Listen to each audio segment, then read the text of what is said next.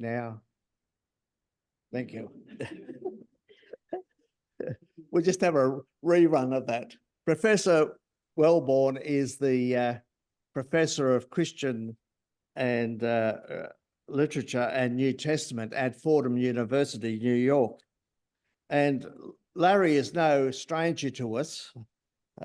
He was a member of the staff here at Macquarie University, and he actually supervised 12 PhD students in that time and after it as well. And they were very successful in their attaining their PhD. And he also continued to advise postgraduate students in their research. Larry's also a participant in our NTEC seminars, New Testament and Early Christianity seminars that we run here at Macquarie.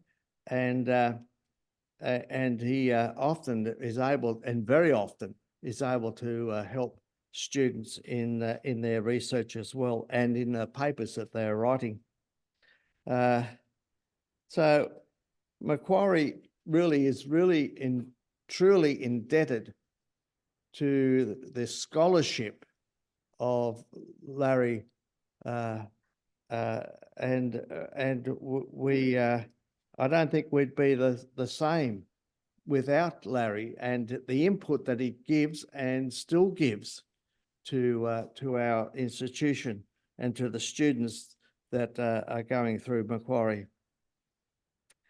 So it's my pleasure to chair Larry's second paper of the conference, which is Pauline people in the Corinthia.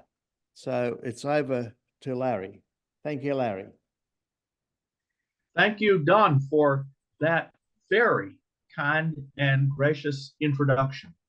I'm honored and delighted to be with you today to reconnect with so many colleagues, especially from the staff at Macquarie, Alana Nobbs, Don Barker, Chris Forbes, and my co-authors and co-editors, Jim Harrison and Alan Cadwallader, as well as all of my former students, one of whom will be presenting a paper later today, Lynn Kidson. And I wonder if my friend Andrew Liu is in the audience today. I wish we could spend an evening together talking about the future of scholarship in early Christianity. For my presentation today, in keeping with the theme of the conference, Paul, People and Places, I wanted to offer a prosopography of Christ followers in the Corinthia. So many individuals are mentioned by name in 1 Corinthians, in Acts chapter 18, in Romans chapter 16. Chloe, Crispus, Gaius, Stephanus, Fortunatus, Achaicus, and then Titius Justus, Phoebe and Erastus, Prisca and Aquila. Now, because of the constraints of time, I'm going to focus upon two of those individuals for whom there is documentary evidence, archaeological and epigraphic. In the one case, the evidence is well known but controversial. In the other case, the evidence is new and sensational. And it is with that individual, Phoebe of Cenchreae, that I propose to begin. And if I could ask now my wonderful assistant, Leslie, to, by way of screen share, yes, thank you. This is a little document that I've prepared, to which I'll be directing your attention. To begin with the text of Romans 16. I commend to you Phoebe, our sister, who is a deacon of the church in King Creae, that you may welcome her in the Lord in a manner worthy of the saints, and provide help to her in whatever undertaking she may have need of you.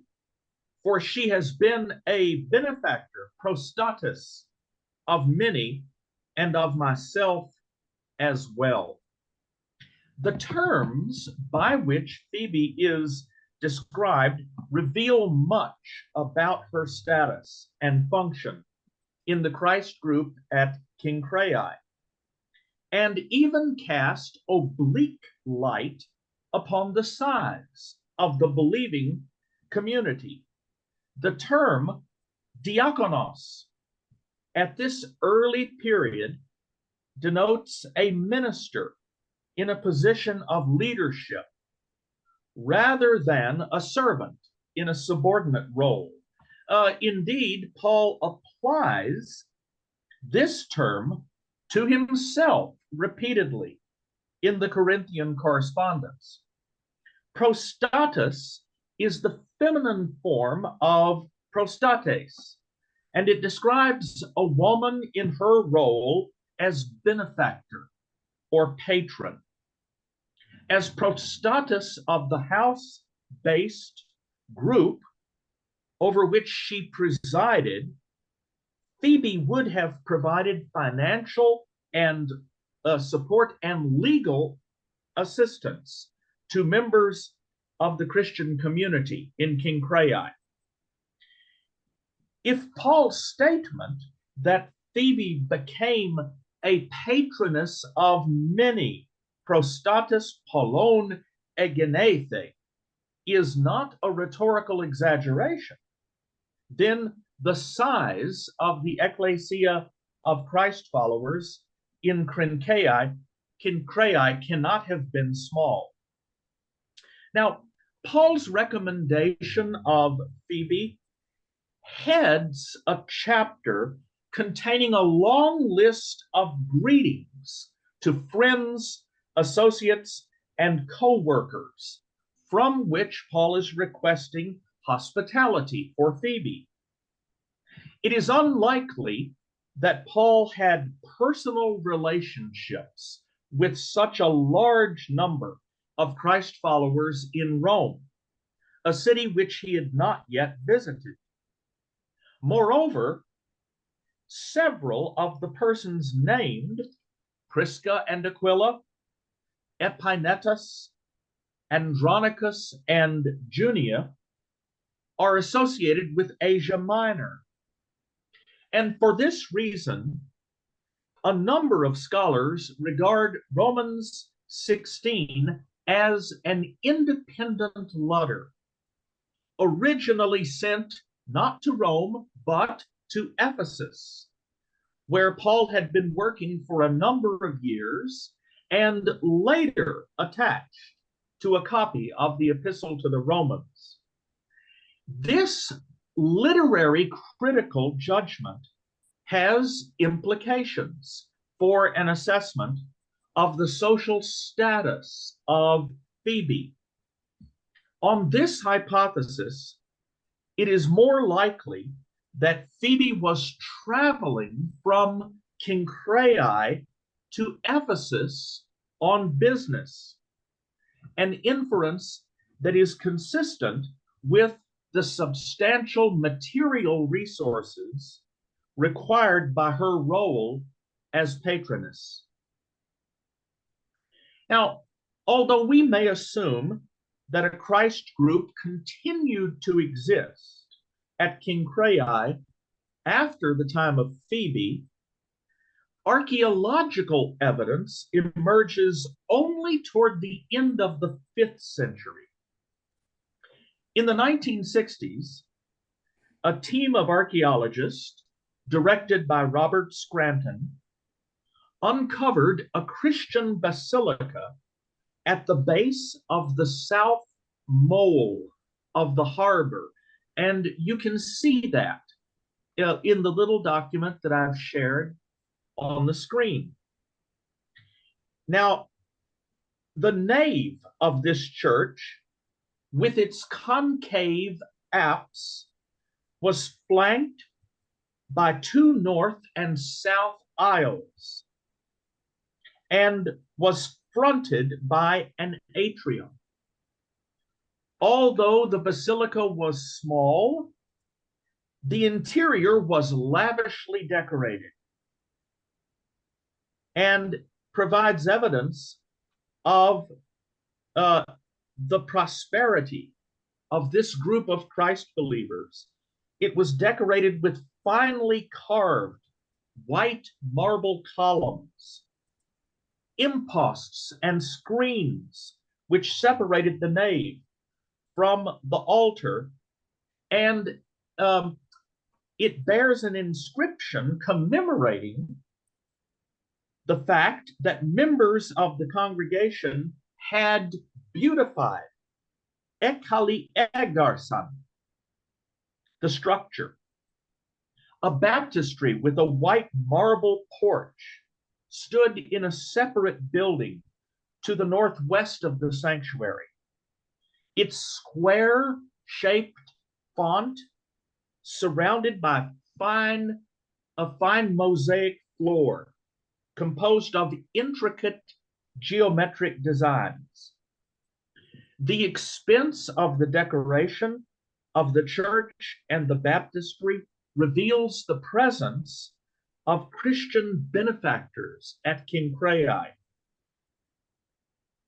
And these decorations come from the 5th century. They were eager to display their wealth and piety. Moreover, the placement of the basilica on the south mole of the harbor gave the building prominence, communicating the importance of the church in the life of the community. And now, Leslie, if you will scroll down, you will see an image that documents the sensational new discovery that was made not long ago. Recently, a team of archaeologists, directed by Elena Korka of the Greek Archaeological Foundation and Joseph Wright, the chairman of Mediterranean Studies at Vanderbilt University, recently they uncovered a magnificent Christian building on the Kutsongila Ridge, north of the harbor at Kincrae. When I was on sabbatical near to Roman Corinth in 2013, Joseph Reif invited me, my wife Diane, and my younger son Mark to accompany him up on the Kutsongila Ridge and to look at the excavation that he was making of this magnificent structure.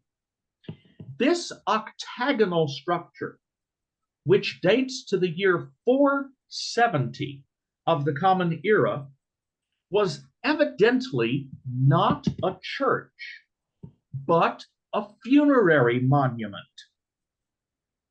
either a monumental tomb or a chapel for holy veneration. The monument is surrounded by a dense cluster of cist graves, creating a burial precinct. The octagon, as Korka and Reif named the building, was situated on a promontory of the Kutsongila Ridge, facing the sea on the south and east sides, and facing the road coming up to the promontory on the ridge from the north mole on the west. As Joseph Reif observes, from this conspicuous position, the octagon was seen by all approaching traffic. And indeed, must have served as a landmark for the late antique port. With respect to the form of the octagon, Joseph Reif observes the octagon was an impressive structure. The surviving elements trace a regular octagon of 135 angles with a maximum exterior dimension of 15.7 meters and sides measuring 6.5 meters and a maximum interior dimension of 14.25 meters. The plan involved a narrow, and now, Leslie, I'll ask you to scroll down again so that we see the inside of the monument. Ah, there it is. The plan involved a narrow ambulatory around a spacious central chamber. The 8 angled piers supported a high segmented dome over the central chamber and a low shed roof over the ambulatory. The decorative scheme, as you can see on this reconstruction, was unified and elegant.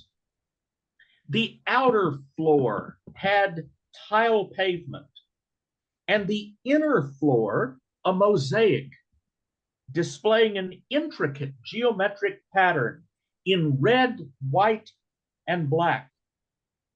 The design of the mosaic emphasized the axial and concentric plan of the building as a whole by incorporating a band of interlocking octagons and a band of contiguous diamonds aligned with the interval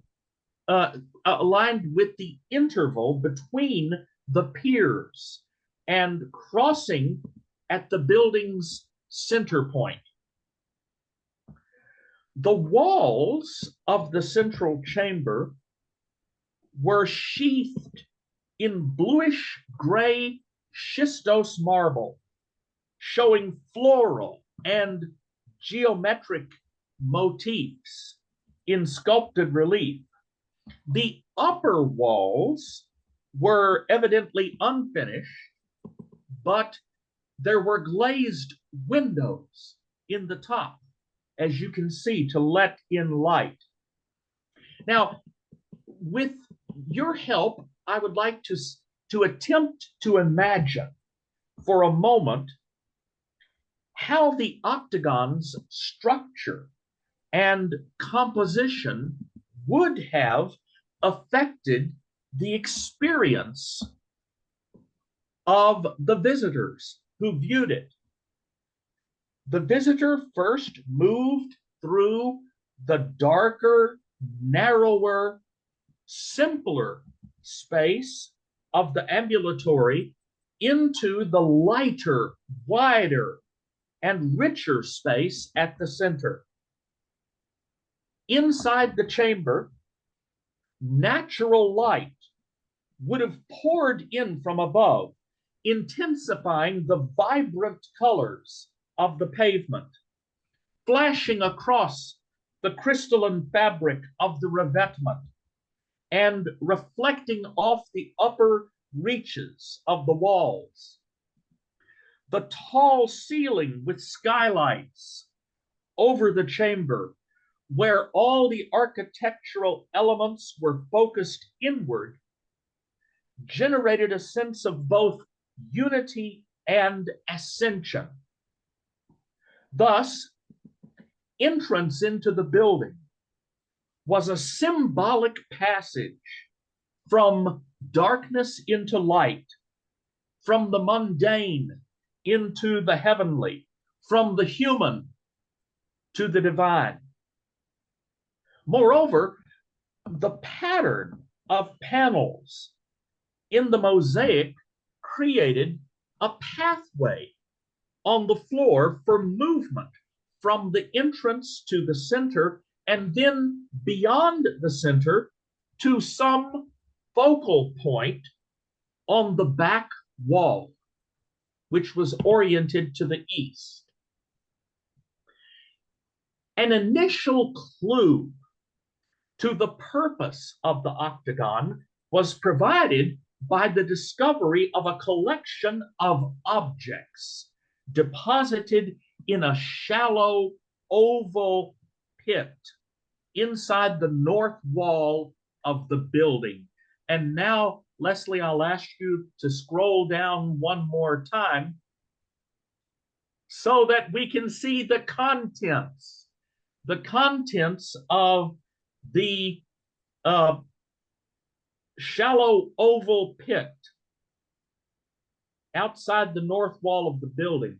The deposit consisted of a collection of 13 lamps, along with 13 coins. You see them at the bottom, and one glass flask. So these the coins were sprinkled over the lamps, and the flask was placed mouth up with the lamps on the floor of the pit. The majority of the lamps display the cross, either on the discus or on the base. The small bronze coins are all imperial issues, and they date from over a century and a half, evidently chosen to represent a variety of regimes. Joseph Reif infers that this collection of well-preserved objects was an intentional assemblage, a foundation deposit created in a ritual act to consecrate the building at its inception. Reif seeks to imagine the ceremony in which these objects were deposited, asking, was there a procession advancing up onto the ridge? Were there 13 or 26 participants carrying the lamps and the coins, and a leader with the flask? Further, and this is very interesting, Joseph Reif reflects upon the significance of the number 13 and suggests that it points to, quote, supernumerary membership in a canonical group.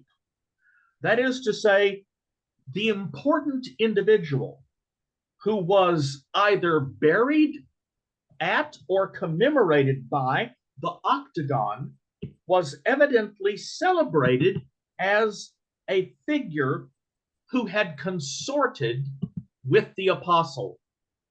So to speak, the 13th apostle. Although the archaeologists did not find a crypt in the floor of the octagon, they allow that this feature may yet be discovered as excavations continue under the east bulk of the excavation trenches, unless it has been lost to the sea through subsidence. Nevertheless, objects found inside the octagon on the mosaic floor of the central chamber and on the tile pavement of the ambulatory,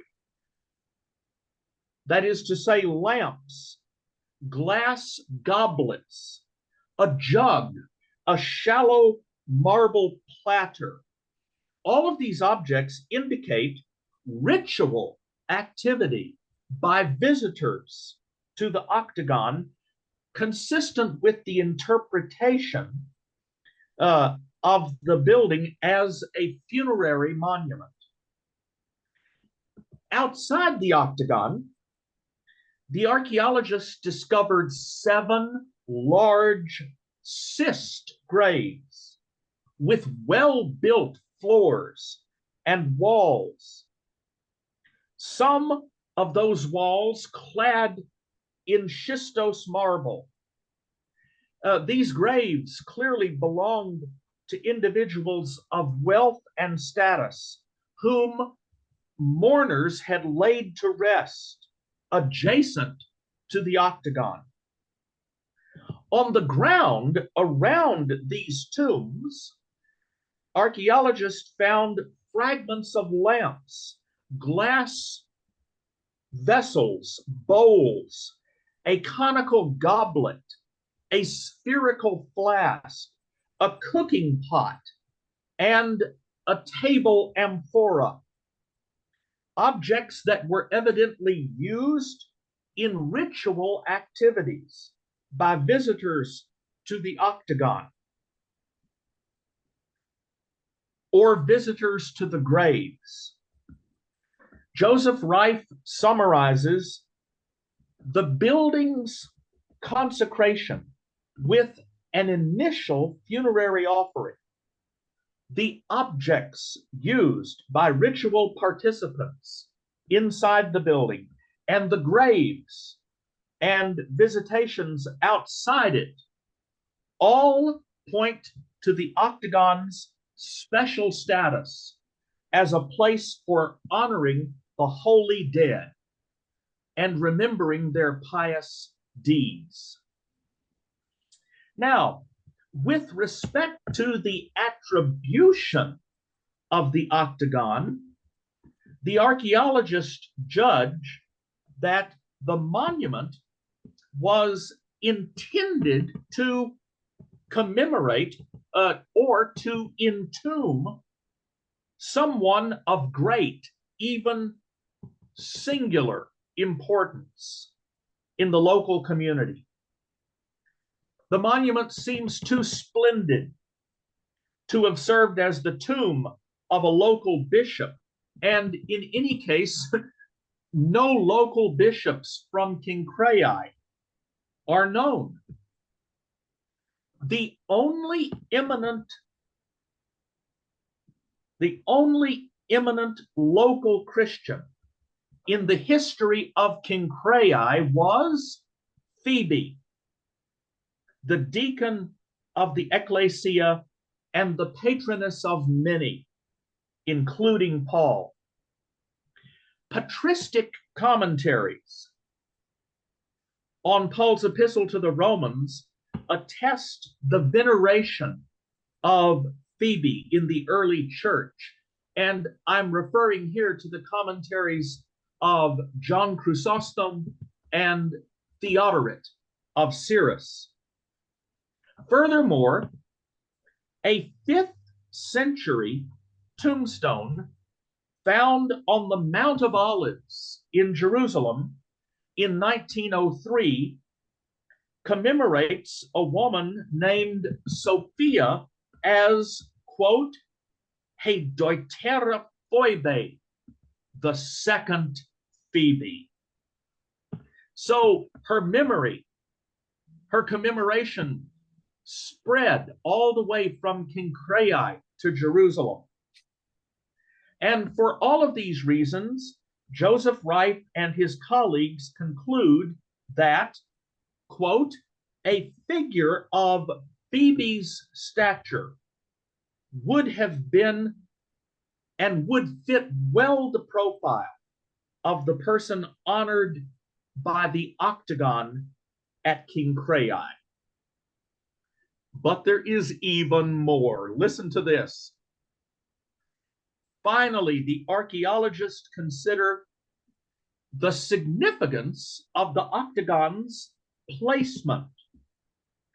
The octagon was situated directly over the southwest rooms of a large, lavishly decorated residence, whose earliest artifacts date to the early 1st century of the Common Era, and whose latest finds indicate decline and disuse in the 4th century.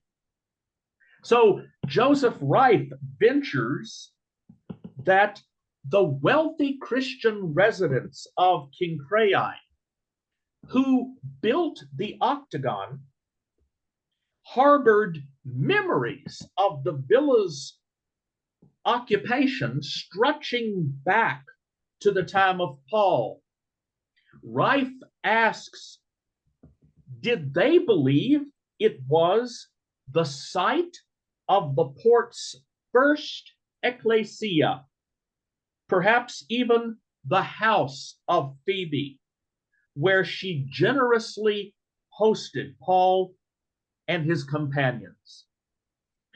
In support of this hypothesis, Joseph Reif calls attention to the analogy of the contemporary octagon at Capernaum, which is believed to have been erected over the house of Simon Peter.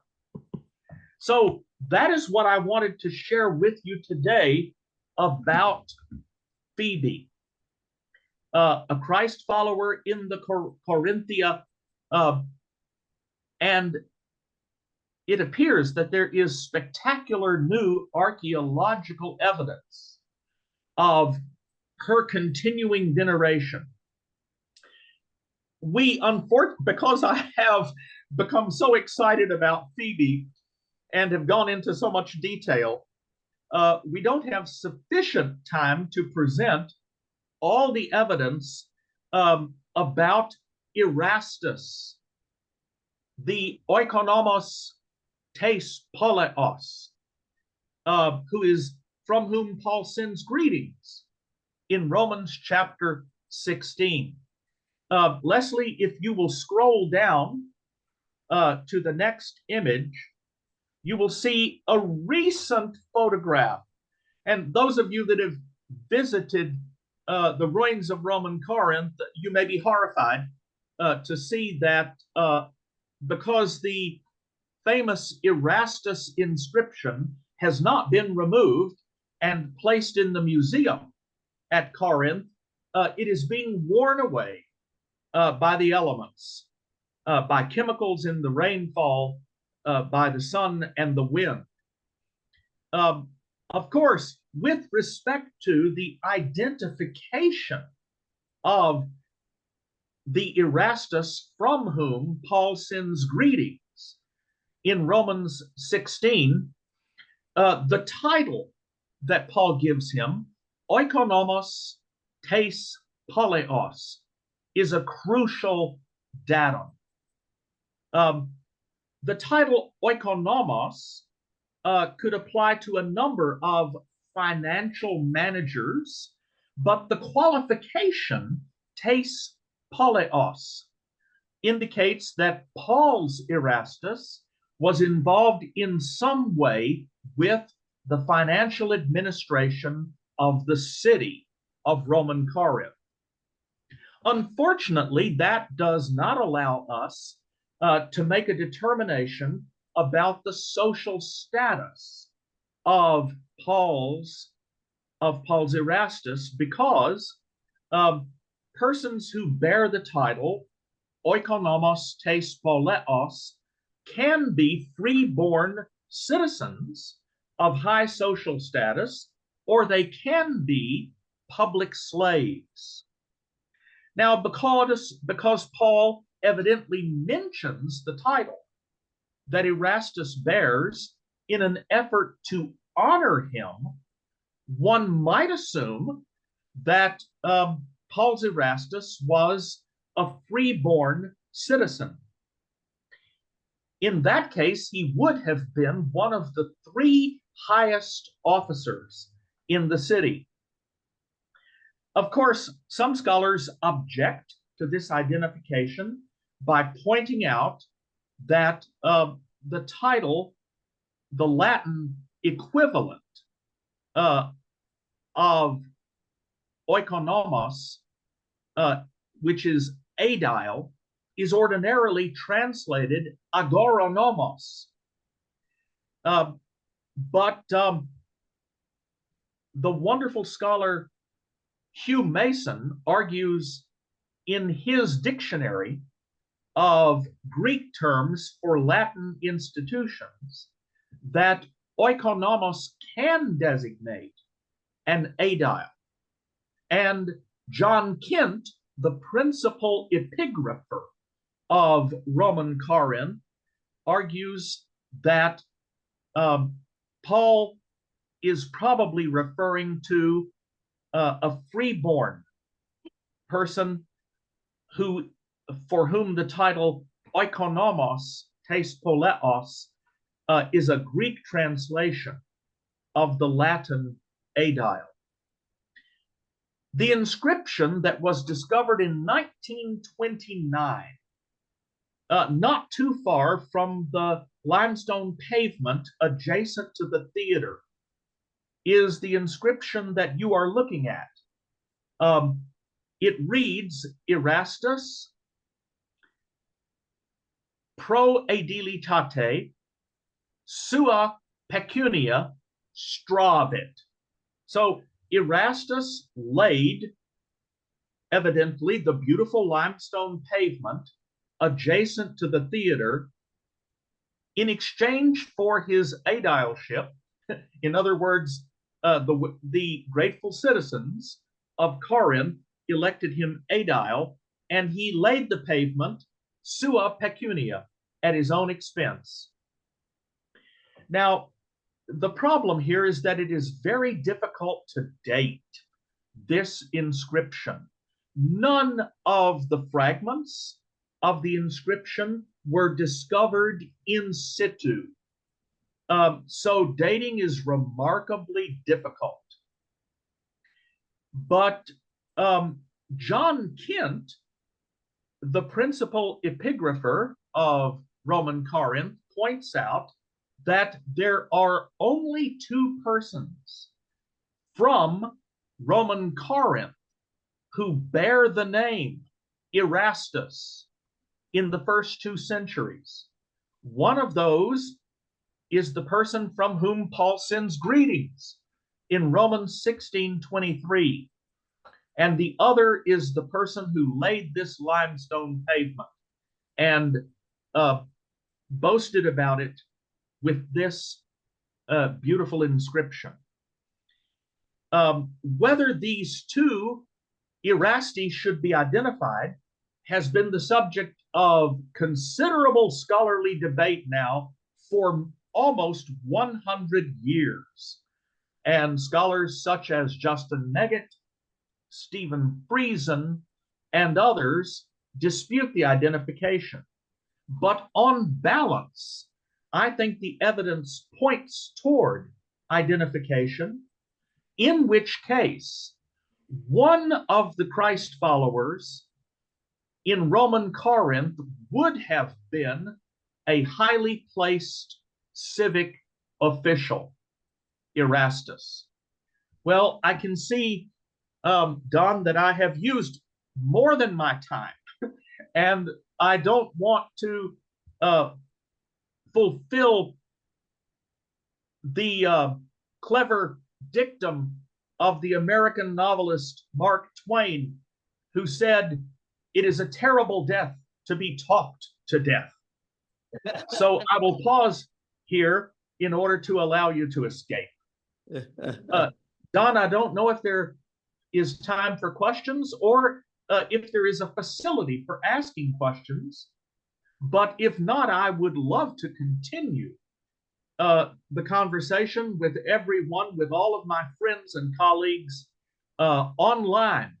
Simply write to me by email at Wellborn at fordham.edu. So we all got that? Yeah. Well, thank you very much, Larry. It's a privilege to have you here at Macquarie, not in person, but by Zoom. But eventually we'll get you here in person. Yes. And yes, I look forward to the circumstances of yeah. my life changing some Yeah. so that I'm able to return to my beloved Macquarie and all of my good friends and colleagues in the near future. Yeah, thank you very much for that paper, Larry. We could stay here all day listening to what you have to say, but we've got to move on. And we Yes. won't be able to have questions, but if they can either email you at, it's Wellborn, isn't it? At Yes, Wellborn at Fordham, Yeah. FORDHAM.edu. Yeah.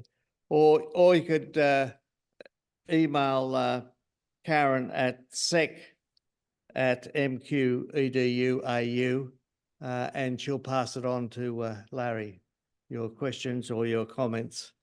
So we have to move on.